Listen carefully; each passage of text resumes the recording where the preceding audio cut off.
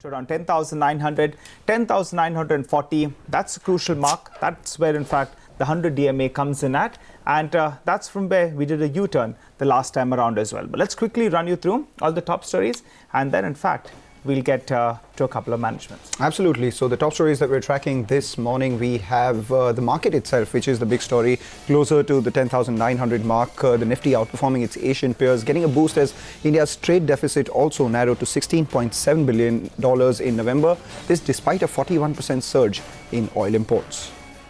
And Power Grid and NTPC, they get a boost post the release of the draft tariff regulations. In a positive surprise, the regulated return on equity is maintained at around 15.5%. That compares with an expected cut of around 1 to around 2%. Vedanta is higher in trade as the National Green Tribunal order allows to resume operations of the copper smelter. The stock, though, comes off the highs of the day. As Sterlite Copper Management tells CNBC TV18, it will take nearly 1 to 2 months to restart this smelter. And Glenmark trades high after the company gets a US FDA nod for an allergy ointment that's hydrocortisone valerate. Infibeam, that one is in the green ahead of the board meeting today to consider fundraising. Okay, the markets are building on to gains. The Nifty is up 70 points. The Nifty Bank is up 170 points. How do you trade the Nifty from here? Prakash Gaba joins us in the studio. Prakash, what's your take? Can someone take a long position on a dip, or would you your advice be to avoid trading today, or do you think in fact the Nifty is going to top out at some level? Well, like I said this morning, the first technical target was 10,878. Today we have seen high just like a dot there. So that target is achieved. Is it weakness? Of course not. All dips could be bought here. The next technical target beyond 10,878 is 10,911. So upside is still on. As far as Bank Nifty is concerned, there's a move until 27,176. If Bank Nifty goes up, Nifty is likely to go up. So if you get a dip to your question, do we buy? Of course we buy. Only thing, we buy a lower quantity here because the stops are quite deeper. So I would say the 10,800 on Nifty is a strong support zone to work with. All right, 10,800 is a strong support zone to work with, which is about 70 points lower. At the same time, the upside that Prakash is looking at is close to 10,911 thereabouts.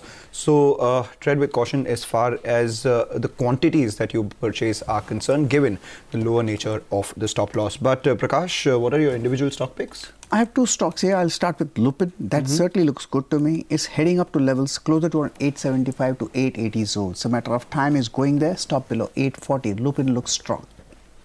Then it's United Breweries. While United Breweries is also looking good, seen a good up move, some kind of a consolidation and up move has started. United Breweries can climb to levels closer to around 1300 zones. Stop below 1260 should be okay. Okay, all right. Prakash, any disclosures? No, none of these two stocks. Okay, all right. Thanks so much, Prakash, for joining in and filling us in with those trading strategies. By the way, from the broader market, just want to pull up RSWM. That stock suddenly has moved up close to around 12% odd, and the volumes as well spiking up there. Normally, you don't see very, very high volumes, but RSWM is a stock we're talking about. As we speak. It's now 18%. I don't know whether there is some news flow that's come in there. The stock is up close to around 17% odd. Yes, there was that play that in fact HEG is doing a buyback, so they'll be getting some money. There could perhaps be some bit of a large trade as well, because just as we speak, there's a circuit on that stock, and the average volumes are nearly 4 times that the company usually trades at on a daily basis. So just trying to pull up if there is any sort of large trade on it or not, because the volumes, as you pointed out, usually are very low, and right now as we speak they've piled on close around 1,35,000 shares traded on the NSE itself. Both the exchanges would be a little more than that. 4 times average daily volumes in just the first hour. Looks like there is something that we need to keep an eye out on. So we don't know really what exactly is the news as of now, but what we can tell you for sure is that our team is trying to get the management right here on Chartbusters. The Nifty 10,875 as we speak. Reliance is moving higher. HDFC Limited is moving higher, and along with that we have Tata Motors too, which has been an underperformer over from the start of this year, currently moving higher by about 5%. So we'll keep an eye out on that. But it is December, time to check in for a holiday or not. And over the last few weeks, we've been getting a lot of reports on the hospitality sector itself.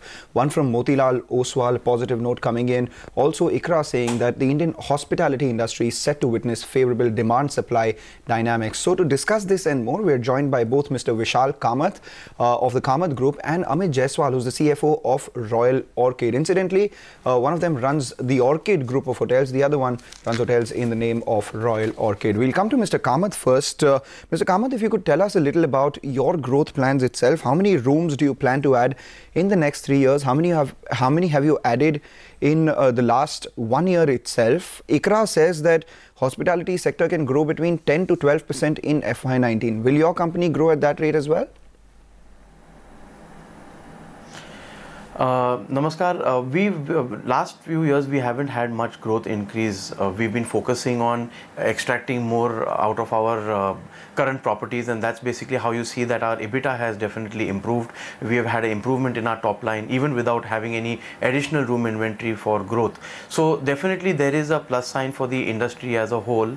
The growth that we've seen, percentages could differ market to market. Some markets are more mature, some markets are emerging markets. So based on market to market, the growth could be even more than what ICRA has said, and in some cases it could be a little lesser, but robust and consistency is, I think, wins over the uncertainty of an emerging market. So I think as a nation, definitely the hospitality trend is fantastic. All right, Vishal, you know, the first half of the year has looked very, very good. And in fact, quarter 3 is normally peak season. So how is that panning out? Quarter 3, is it better than the last year, quarter 3? And also, Vishal, wanted to ask you, the numbers are looking so good in the first half of the year. What is the average occupancy level? Where do you see that go to? And also, what about the ARR? There has definitely been an improvement in overall across India occupancies that has been coming out in various other reports in the past, which have been reported already. So if you look at our industry as a whole, we've been benefiting by better improvement in occupancy, and in some markets definitely the ARR also has gone up. The reason being that new inventory has not been coming in, and we don't foresee new inventory coming in very fast in the near future. And that's one of the things that drags the ARR down, is new inventory. Right. So definitely the ARRs have improved, the occupancies have improved, so you see a cumulative action of both. All right, if you could give us some numbers, Vishal, you know, what exactly was the occupancy number for the first half of the year for Kamath Hotels? Where do you see that go to? And also the ARR, a rough number for the first half of the year, and where is that headed as well? Yes. So, like I said, in market to market, like example, our hotels in Goa and in Mumbai have been doing in the average of 80% occupancy. There have been improvements in other markets like Pune, which have seen, while the ARRs haven't gone up much, but occupancies have been inching forward. Companies are spending. We are ultimately a hospitality provider, and if people want hospitality only, then we can, do that. So definitely, companies are spending a lot. They're doing a lot of training programs, meets. People are also celebrating. I mean, in the middle there was a down in Diwali. Diwali wasn't as good as last year due to more than saying there was a lack of desire to spend. It's not that people didn't have money. People just thought that should I spend or not, saying it. But now in the Christmas, we can see that there's a lot of good traction already for the coming long weekend that starts normally from the 21st of December till the 1st of Jan. So already many of our resorts are doing quite full. Fair point, Vishal. Request you to hang in there. The street is listening to what you're saying. Demand supply dynamics favorable. The stock has spiked to 6%. There are a couple of points that we need to discuss with you as well. Just hang in there for a moment. We have Mr. Amit Jaiswal of Royal Orchid joining in as well. Mr. Jaiswal, you had earlier given us a guidance of close to around 10% ARR increase in FY19 and occupancy improvement in FY19. If you could tell us, how has the first half been so far, and do you stick by the guidance? Early trends for FY20, what would you suggest? Yeah, hi Nigel. Thank you so much. See, as far as the occupancies are concerned, right now, if you see Royal Orchid, we are around 75 to 76% occupancy we have done. Mm-hmm. Okay, and the industry is doing around 67, 68%. So, as far as the occupancies are concerned, I don't think so it will go further beyond maybe another 2-3% it will go. What does it stand at right now, you said? We are doing around 75 to 76% occupancy. Okay, so another 2-3%, maybe in the fourth quarter, maybe another 2-3% occupancies can go up, 78, 70 now, maybe 80 also. But as far as the ARR is concerned, see, I have been telling that there will be a growth of 10%, but we have still not seen that 10% growth in the ARR. And we are very hopeful that fourth quarter will be very good.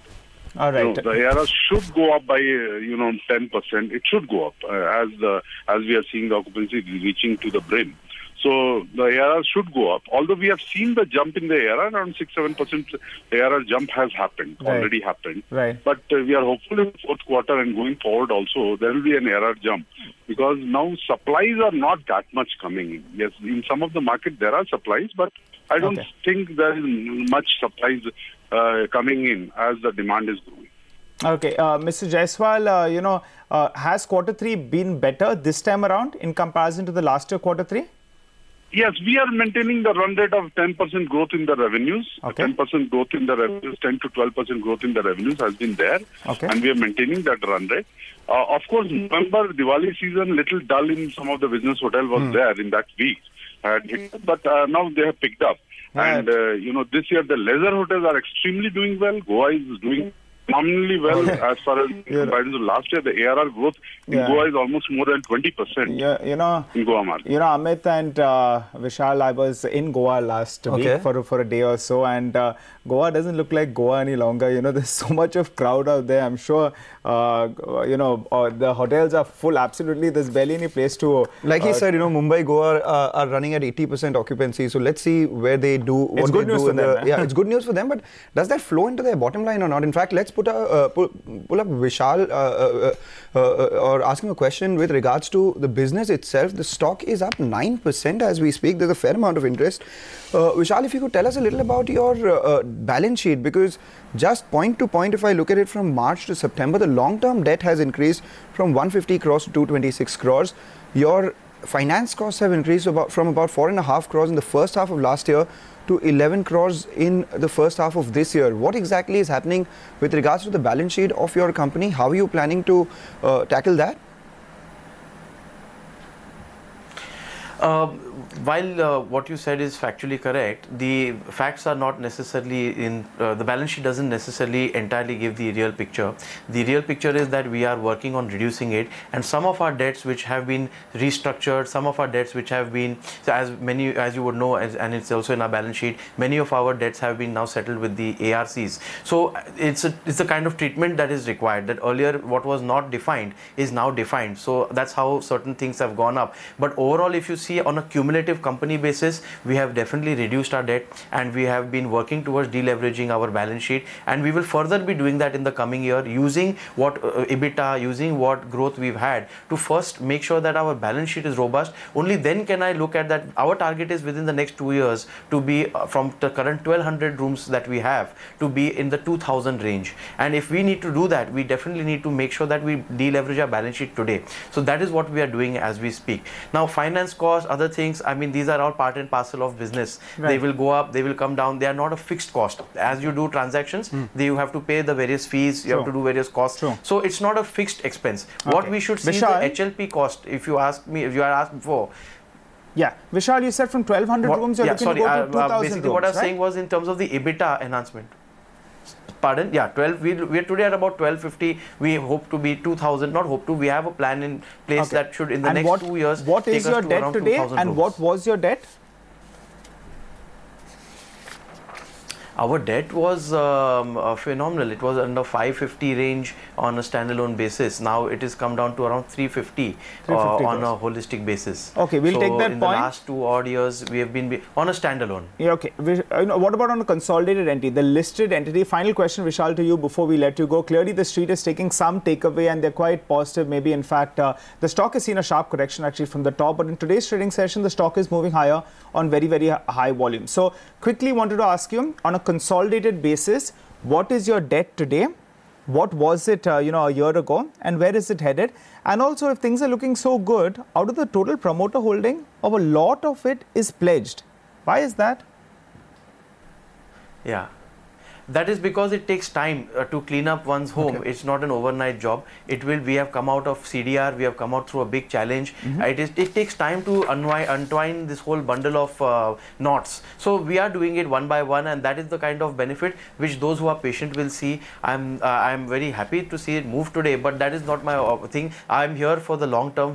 Commerce has been there for 70 years. God willing, we'll be there for another 70 years, and we'll be growing in a robust manner with India, its growth story. All right, wish you good luck, Vishal, for that. You know, the street will most definitely keep an eye out on how your balance sheet repairs, and as you move higher from 1,200 to 2,000 rooms, how does this pledge on the promoter stake repairs as well?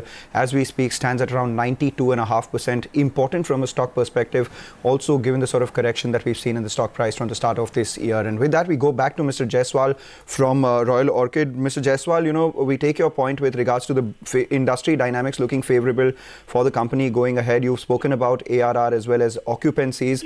One thing that the street wants to know every time you speak to us is what is happening with regards to your land sale in Powai and Tanzania. Have you received some money? Has there been anything which is signed on the dotted line?